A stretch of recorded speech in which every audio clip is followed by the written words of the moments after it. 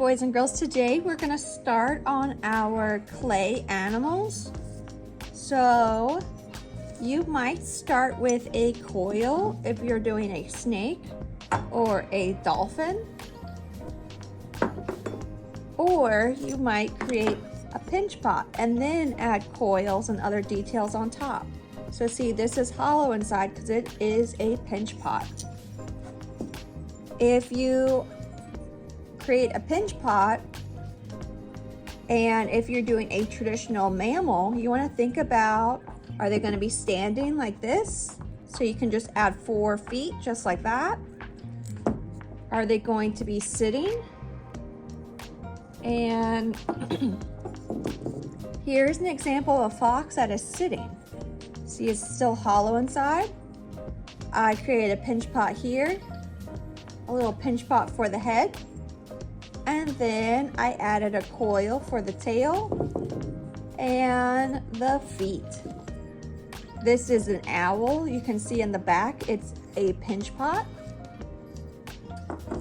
So we cannot have it fully enclosed. It has to be hollow inside. It has to be a pinch pot. So here you can see the difference between this fox, hollow, and this fox that's sitting. Now, after we are finished, and we're only going to spend 1 day on this, after we are finished, it will go into the kiln. When it comes out of the kiln, then the clay turns into ceramics, and it is white like this. It takes at least 1 week for the clay to dry and be ready for the kiln. And the kiln, it's kind of like an oven for clay. All right, so we create our clay projects, let it dry for at least a week, then we get it back, and then we will paint it. Now, when we paint it, we're using washable paint, and it will look like this. So it's washable paint. If I put this in water right now, it would probably come off. Same thing with my turtle right here. Now, in order to make it so it is no longer washable and nice and sealed, we're gonna add what's called varnish. So you can see my little foxes right here, and I have added varnish. This is a 5th grade project that we do, where it's fully enclosed and there's beads inside.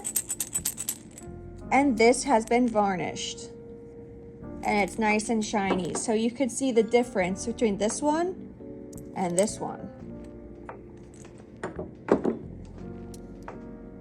This is what varnish looks like. So this is a really good quality varnish. It's by Liquitex.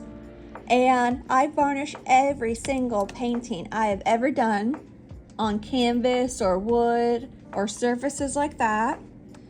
If I were to paint acrylic paint on my clay, I would still use varnish on top.